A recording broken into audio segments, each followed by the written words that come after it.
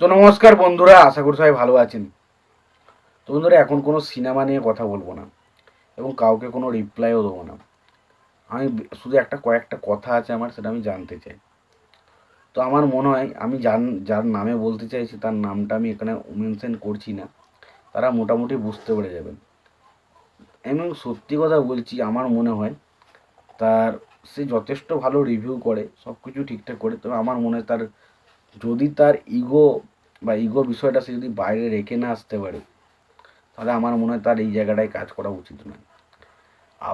তার সাথে কি পার্সোনালি ঝামেলা আছে, মানে কোনো হিরোর সাথে বা কোনো কারোর সাথে আমার কি পার্সোনালি ঝামেলা আছে, তাই তার যখন ছবি আসবে তখন আমাকে কোনো রকম করে ক্রিটিসাইজ করতেই হবে, নোংরামি করতেই হবে, সেটা আমার মনে হয় প্রচণ্ড অসহ্য হয়ে যাচ্ছে, আর পারা যাচ্ছে না। আমার মনে হয় তার যদি মনে হয় যেখানে অনেস্টির সাথে সে কাজ করতে চায়, তাহলে আমার মনে হয় করা উচিত। আর নয়তো আমার মনে হয় যে কারো ওপর ইগো দেখাতে গিয়ে আমি তাকে নিয়ে ক্রিটিসাইজ করে যাবো, এটা কিন্তু ঠিক নয়। আমি এটা বলতে চাইছি না যে সেই মানুষটা যেটা বলেছে সেটা পুরোপুরি ভুল। দেখুন, প্রথমত আমি এটুকু বলতে চাই, তিনি তার মতো করে তার ওপিনিয়ন দিয়েছেন, এটাতে এখানে আমি কোনো দ্বিধাবোধ করি না। কিন্তু কিছু কিছু জায়গা যখন এরকম চলে আসে বা দেখতে পাই, আমার মনে হয় যে এই পরিচালকের সিনেমা, মানে এর কাছে সিনেমাটা ভালো হোক বা খারাপ হোক ক্রিটিসাইজ করবেই, এর সিনেমা ক্রিটিসাইজ করবেই, ওর ওর লেখা সিনেমা ক্রিটিসাইজ করবে না। আমি আর নামগুলো বলতে চাইছি না।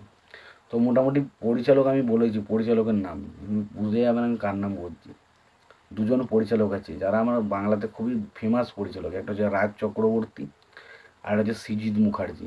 আপনি ভালো করে লক্ষ্য করবেন যে তাদের ছবি যখনই আসে, আমি বলছি না যে তাদের ছবি খারাপ, সেটাকে তো আপনাকে ভালো বলতে হবে, আমি সেটা বলিনি, কিন্তু আমি বরাবরই লক্ষ্য করেছি যে এই দুটো পরিচালকের যখনই সিনেমা আসে, সবার প্রথমে আমি দেখেছি সব থেকে বেশি নেগেটিভ কথাবার্তা কিন্তু সে বলে, এবং এমনভাবে সে ছবিটাকে রিভিউ করার চেষ্টা করা হয় সেখানে দেখে মনে হয় যে হয়তো ছবিটার কোনো পজিটিভ পয়েন্টই ছিল না, ছবিতে পজিটিভ বলে কিচ্ছু নেই, এরকম কিন্তু করা হয়।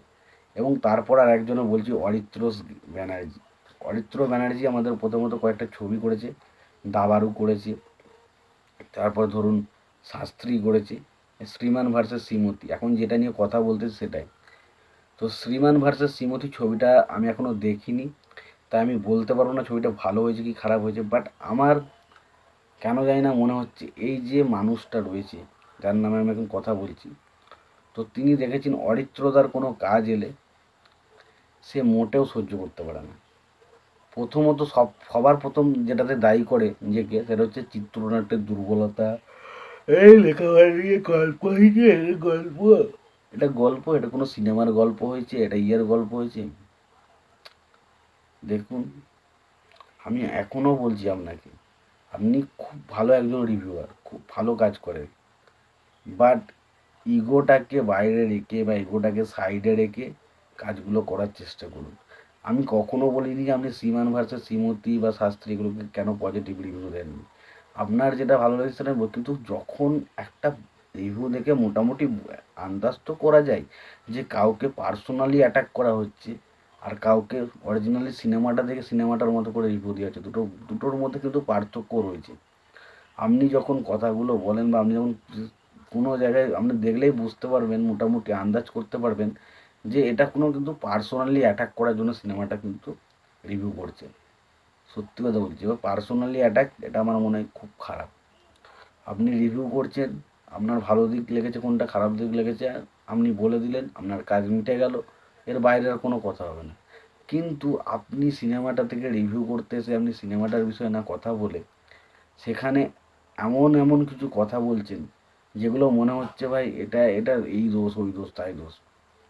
এবং পার্সোনালি আমি দেখেছি আপনি যেগুলোর নাম বললাম যাদের, তাদেরকে তুমি প্রচণ্ড পরিমাণে ক্রিটিসাইজ করেন, আমি দেখেছি এটা।